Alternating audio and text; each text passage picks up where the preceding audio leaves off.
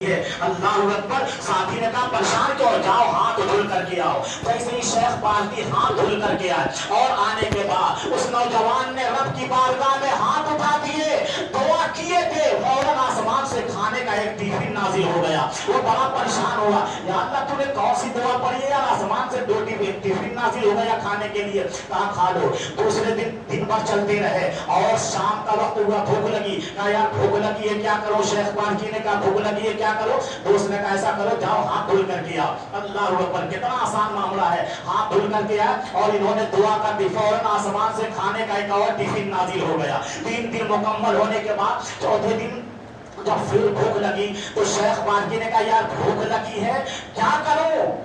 تو انہوں نے ان کے ساتھی نے کہا 3 دن سے تو میں کھانا کھلا رہا ہوں, آج تمہاری باری ہے. تو شیخ پارکی نے کہا ٹھیک ہے جاؤ تم بھی ہاتھ دھل کر کے آؤ. شیخ پارکی گئے, وہ گئے مہمان, وہ بھی ہاتھ دھل کر کے آئے. اور شیخ پارکی نے دعا کے لیے ہاتھ اٹھائے, اور ہاتھ اٹھائے تو آج ایک نہیں ان کی دعا سے آسمان سے 2 ٹفن نازل ہو گیا کھانے کا. وہ بڑا پریشان, ارے یار تم نے کون سی دعا کر دی, میں دعا کرتا تھا تو ایک ہی دسترخوان نازل ہوا, ایک ٹفن نازل ہوا, آپ تم نے کون سی دعا کر دی کہ 2 ٹفن نازل ہو گیا. اللہ اکبر. وہ کہنے لگے, شیخ پارکی نے کہنے لگا پہلے تم یہ بتاؤ کون سی دعا پڑھ کر کے جو ہے آسمان سے جو ہے کھانا منگواتے تھے. انہوں نے کہا میں یہ دعا کرتا تھا اللہ تبارک و تعالیٰ کہ جس شخص نے سرکار غوث اعظم رضی اللہ تعالیٰ عنہ کے وسیلے سے جو ہے وہ دعا کرتا تھا, اس کے ذریعے سے آسمان سے جو ہے ٹفن نازل ہو گیا تھا, دسترخوان نازل ہو گیا.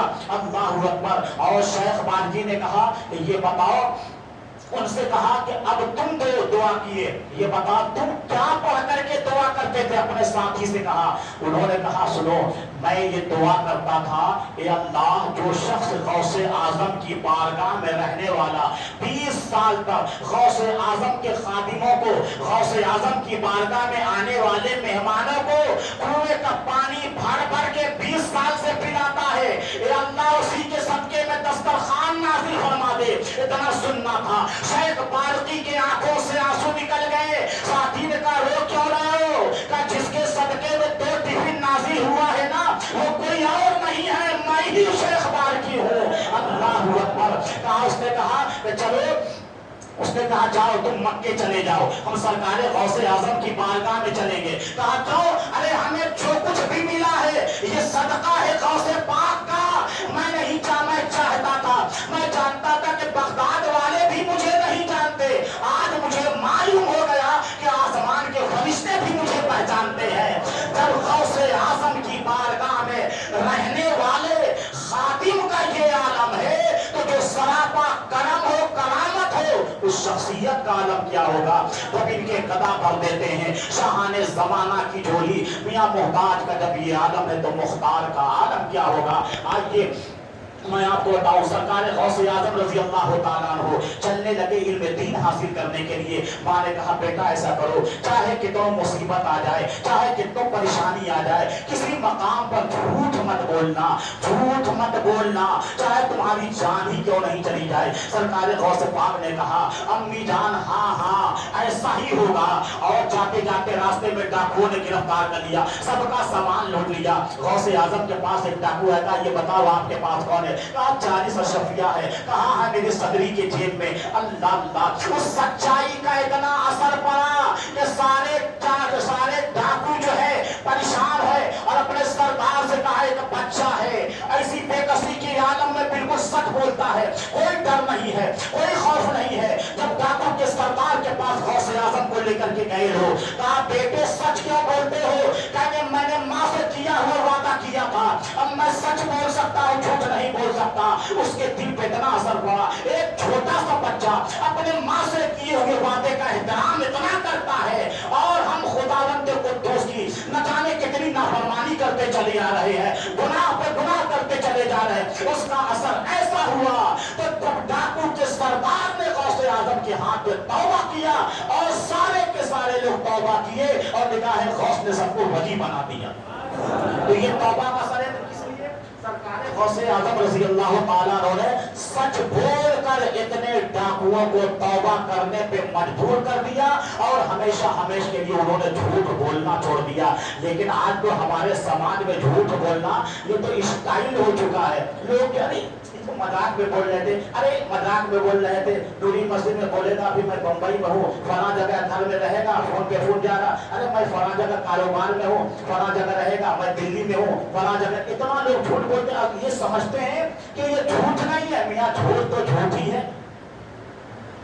और याद रख लो, झूठ इतना बड़ा गुनाह है, जिनाकारी से भी बड़ा गुनाह झूठ है, कत्ल करने से भी बड़ा गुनाह झूठ है। ये समझ रहे आप, झूठ को हल्के में मत लेना।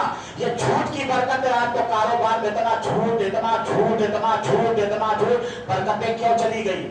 झूठ बोल के सुबह से शाम तक झूठ, सुबह से शाम तक झूठ, सुबह से शाम तक झूठ, और झूठ बोलते बोलते पूरे कारोबार को, अपनी जिंदगी को तहस नहस कर दिए। ना हमारी जुबान में तासीर है, ना हमारे बयान में तासीर है, ना घर में बरकतें हैं, ना कारोबार में बरकतें हैं। सिर्फ सच्चे का दामन पकड़ लो, इंशाअल्लाह सच की बरकत से अल्लाह ताला तुम्हें हर मुसीबत और परेशानी से दूर फरमा देगा। देखो वक्त भी कम है, मैं 2-3 मिनट में एक वाकया आपके सामने बता रहा हूँ। सरकार गौसे आजम की बारगाह में एक शख्स आया और कहा गौसे आजम मुझे मुरीद कर लो। सरकार गौसे आजम ने हाथ बढ़ाया, लाओ। कहा नहीं नहीं, हाथ खींच लिया। कहा हाथ क्यों खींचा? कहा इसलिए हुजूर खींचा हूँ कि मेरी 2 शर्तें, अगर मेरी 2 शर्तें मान लीजिए तो मैं आपके हाथ में मुरीद हो जाऊंगा। गौसे आजम ने फरमाया दोनों शर्त क्या बता? कहा हुजूर एक तो मैं चोर हूँ, चोरी करना नहीं छोड़ूंगा, एक बेनमाजी हूँ, नमाज नहीं पढ़ूंगा। गौसे आजम ने फरमाया तेरी शर्त मुझे मंजूर नहीं है, दोनों शरीयत के खिलाफ है। फिर कहा आपको आपके जद्दे अमजद का वास्ता, आपकी माँ का वास्ता, आप मुझे कबूल फरमा लीजिए, बैत कर लीजिए। गौसे पाक ने फरमाया कहा चल तुम मेरी एक शर्त मान ले। कहा हुजूर ठीक है, आप मेरी 2 मान लीजिए, मैं आपका 1000 शर्त मान लूंगा। गौसे आदम ने फरमाया जा झूठ मत बोल। गौसे आदम ने फरमाया कि सुनो, जहां भी अजान का वक्त हो जाए, जहां भी रहो, फौरन अजान देना शुरू कर दिया, फौरन अजान दे देना। फौरन गौसे आजम के रज़ी अल्लाह ताला अन्हु के हाथ पे मुरीद हुआ। मुरीद होने के बाद घर गया, 3 दिन घर में सोचता रहा, लेटा रहा। अजान का वक्त हुआ, अजान देता, सो जाता। बीवी परेशान है, रे मामला तूने ये क्या मामला बना दिया है? इतना अजान का शौक है, अजान देते हो, नमाज नहीं पढ़ते हो, चले जाओ किसी महल्ले में अजान दे दो। कहा सुनो, नमाज क्यों नहीं पढ़ते हो, चोरी क्यों नहीं कर रहे हो भाई? तो कारोबार तो चोरी से चल रहा है ना, चोरी करना क्यों छोड़ दिया? घर का खर्चा कैसे चलेगा, किराया कैसे देना? यही तो सोच रहा हूँ कब निकलूं कि अजान देना ना पड़े। पेशा की नमाज के बाद मिला, सोचा बड़ा अच्छा मौका, एक लंबा टाइम वो निकला चोरी करने के लिए। और देखिए शहर बगदाद में पहुंचा, एक घर में देखा कि बड़ा बहुत घर है, चारों तरफ से हीरे जवाहरात सोने चांदी भरे पड़े हैं। और जैसे उसने देखा उसकी आंखें खुली रह गई, फौरन गुड़िया में समेटना शुरू कर दिया। और जैसे उठा कर चला, दिल में ख्याल पैदा हुआ कि अजान का वक्त हो गया।